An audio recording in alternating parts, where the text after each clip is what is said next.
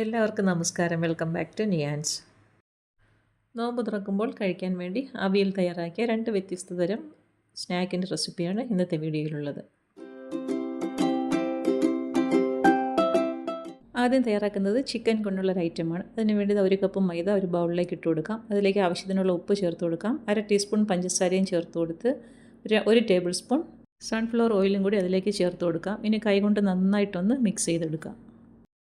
ചേർത്ത് കൊടുത്ത ഉപ്പും പഞ്ചസാരയും ഓയിലും എല്ലാം മൈദയിൽ നന്നായി പിടിക്കത്തക്ക രീതിയിൽ നല്ലതുപോലെ ഒന്ന് കൈകൊണ്ട് തിരുമ്മി യോജിപ്പിച്ചെടുക്കാം. അതിനുശേഷം അതിലേക്ക് കുറേശ്ശായിട്ട് വെള്ളം ഒഴിച്ചു കൊടുത്ത് മാവൊന്ന് കുഴച്ചെടുക്കണം.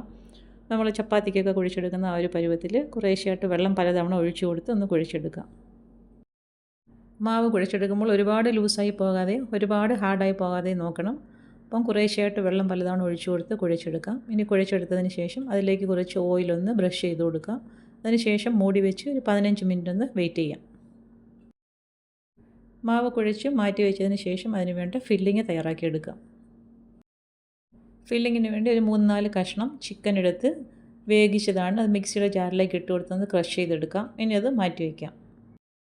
ഇനി പാനിലേക്ക് വെളിച്ചെണ്ണ ഒഴിച്ചു കൊടുത്ത് ചൂടായി വരുമ്പോൾ അതിലേക്ക് ഒരു 4-5 കഷ്ണം വെളുത്തുള്ളി ചെറുതായിട്ട് അരിഞ്ഞത് ഇട്ട് കൊടുത്തൊന്ന് വഴട്ടിയെടുക്കാം. അതിൻ്റെ കൂടെ തന്നെ ഒരു ചെറിയ സവാള അതും ചെറുതായിട്ട് അരിഞ്ഞത് അതിൻ്റെ കൂടെ ഇട്ട് കൊടുക്കാം. ഇനി നല്ലതുപോലെ ഒന്ന് വഴട്ടിയെടുക്കാം.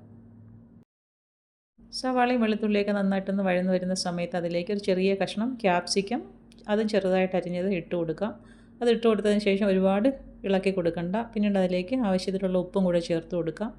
ഇനി ഇതിലേക്ക് ചേർത്ത് കൊടുക്കുന്നത് ടൊമാറ്റോ സോസാണ്. 1 ടേബിൾ സ്പൂൺ ടൊമാറ്റോ സോസും കൂടി ചേർത്ത് കൊടുക്കാം. അതേപോലെ തന്നെ 1 ടേബിൾ സ്പൂൺ സോയാ സോസും കൂടി ചേർത്ത് കൊടുക്കാം.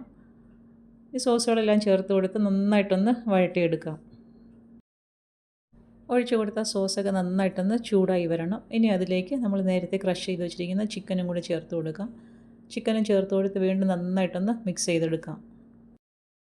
ഇനി ഈ ചിക്കൻ സോസിൽ കിടന്ന് നന്നായിട്ടൊന്ന് മിക്സായി നല്ലതുപോലെ ഒന്ന് ഡ്രൈ ആയി കിട്ടണം. അതുവരെ ഒന്ന് ഇളക്കി കൊടുക്കാം. അപ്പോൾ ചിക്കൻ ഈ ഒരു രീതിയിൽ നന്നായിട്ട് ഡ്രൈ ആയി വരുന്ന സമയത്ത് ഫ്ലെയിം ഓഫ് ചെയ്ത് അടുപ്പിൽ നിന്നും മാറ്റിയെടുക്കാം. ഇനി നേരത്തെ തയ്യാറാക്കി വെച്ചിരിക്കുന്ന മാവ് നന്നായിട്ട് ഒന്നുകൂടി ഒന്ന് കുഴച്ചെടുക്കാം. അപ്പോൾ മാവ് അത്യാവശ്യം നന്നായിട്ട് സോഫ്റ്റായി വന്നിട്ടുണ്ട്. ഇനി കൗണ്ടർ ടോപ്പിലേക്ക് കുറച്ച് മൈദ ഒന്ന് വിതറി കൊടുത്തതിന് ശേഷം ഇത് നല്ലതുപോലെ ഒന്ന് പരത്തിയെടുക്കണം. 2 പീസായിട്ട് പരത്തിയെടുക്കുന്നതാണ് നല്ലത്. ആദ്യം ഒരുമിച്ച് പരത്താൻ നോക്കിയത്, പക്ഷേ പിന്നെ 2ആയിട്ട് മാറ്റിയതിന് ശേഷമാണ് പരത്തിയെടുത്തിരിക്കുന്നത്. അപ്പോൾ ഇതേപോലെ 2ആയിട്ട് കട്ട് ചെയ്തെടുത്തതിന് ശേഷം നന്നായിട്ടൊന്ന് പരത്തിയെടുക്കാം. അപ്പോൾ നല്ലതുപോലെ ഒന്ന് കനം കുറച്ച് നന്നായിട്ടൊന്ന് വലുപ്പത്തിൽ പരത്തിയെടുക്കാം. ഇനി ഇതേപോലെ ഇതൊന്ന് റൗണ്ടിന് നമ്മുടെ ആവശ്യത്തിനുള്ള വലുപ്പം അനുസരിച്ചൊന്ന് കട്ട് ചെയ്തെടുക്കാം. കട്ട് ചെയ്തതിന് ശേഷം ബാലൻസുള്ള മാവ് മാറ്റിയെടുക്കാം. അത് പിന്നീട് വീണ്ടും പരത്തിയെടുക്കാം. ഇനി ഓരോന്നും ഒരു പാത്രത്തിലേക്ക് മാറ്റി കൊടുക്കാം. മാറ്റി കൊടുത്തതിന് ശേഷം അപ്പോഴേ തന്നെ ഒരു മൂടി കൊണ്ട് മൂടി വയ്ക്കണം. മാവ് ഡ്രൈ ആയി പോകാൻ പാടില്ല. അപ്പോൾ ഈ ഒരു രീതിയിൽ ബാക്കിയെല്ലാം തയ്യാറാക്കി ഇതേപോലെ മൂടി വയ്ക്കാം. ഇനി ഇത് ഫില്ലിങ് വെച്ച് കൊടുക്കാൻ നേരത്ത് ഓരോന്നെടുത്ത് ചെറുതായിട്ട് ഒന്നുകൂടി ഒന്ന് പരത്തി കൊടുക്കാം. ഇങ്ങനെ ഒന്ന് ചെറുതായിട്ട് പരത്തിയതിന് ശേഷം നമുക്ക് ആവശ്യമുള്ള അത്രയും ഫില്ലിങ് ഇതിലേക്ക് വെച്ച് കൊടുക്കാം. ഫില്ലിങ് വെച്ച് കൊടുത്തതിന് ശേഷം നന്നായിട്ടൊന്ന് ഒതുക്കി നടുവിലാക്കി വെച്ച് കൊടുക്കാം. ഇതേപോലെ 2ആയിട്ടൊന്ന് മടക്കി എടുക്കണം. മടക്കി എടുത്തിട്ട് സൈഡൊന്ന് നന്നായിട്ടൊന്ന് ഒട്ടിച്ചെടുക്കാം. കയ്യിലേക്ക് വെച്ച് കൊടുത്തിട്ട് ഒട്ടിക്കുന്നതായിരിക്കും നല്ലത്.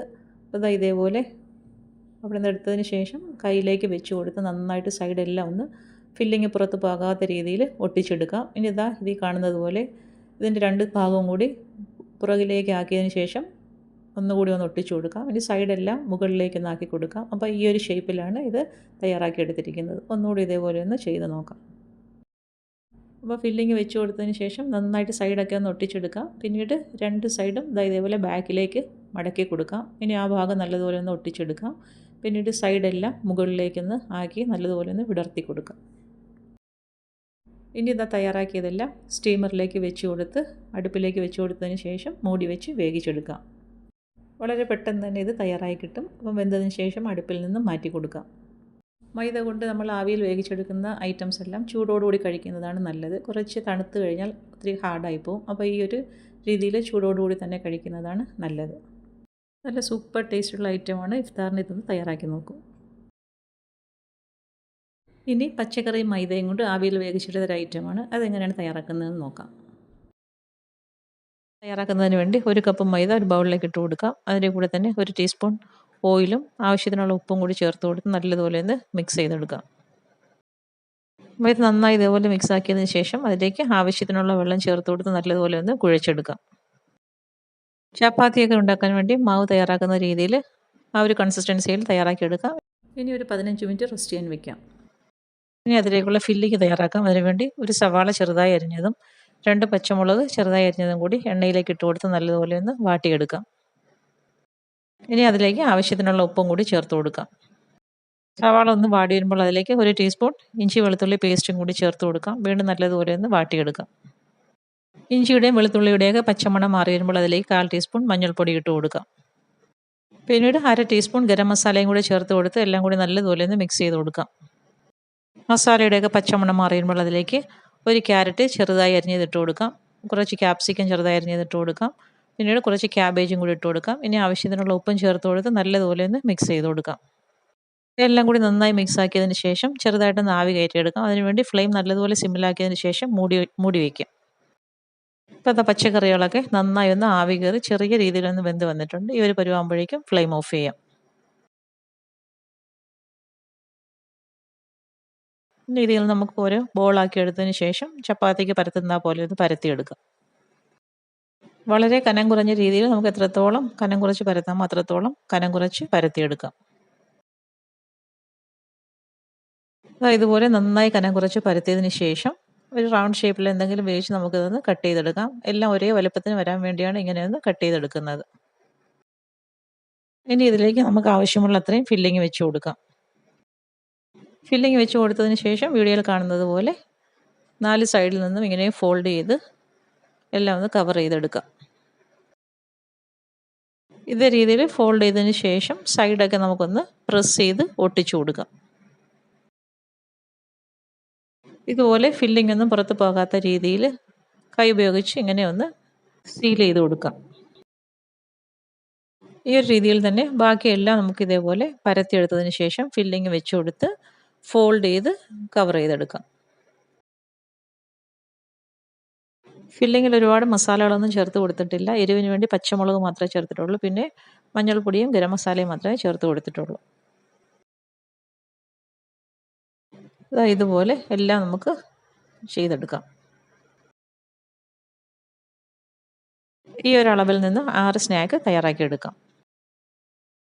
ഇനി നമുക്കിത് സ്റ്റീമറിലേക്ക് വെച്ച് കൊടുത്ത് വേവിച്ചെടുക്കാം. ഇപ്പോൾ വേഗം വെച്ചിരുന്നതെല്ലാം നന്നായി വെന്ത് വന്നിട്ടുണ്ട്. ഇത് നമുക്ക് ചൂടോടുകൂടി തന്നെ കഴിക്കണം. കുറച്ച് തണുത്ത് കഴിഞ്ഞാൽ നന്നായിട്ട് കട്ടിയാവും. ഇത് നമുക്ക് പാത്രത്തിലേക്ക് മാറ്റി കൊടുക്കാം. എപ്പോഴും എണ്ണയിൽ പൊരിച്ചെടുക്കുന്ന സ്നാക്ക് മാറ്റിയിട്ട് ഈ ഒരു രീതിയിലൊന്ന് ചെയ്ത് നോക്കും.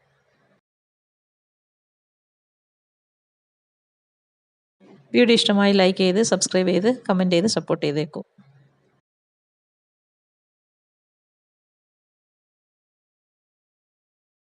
വീണ്ടും അടുത്ത വീഡിയോയിൽ കാണുന്നത് വരെ bye from Niyans. Thanks for watching.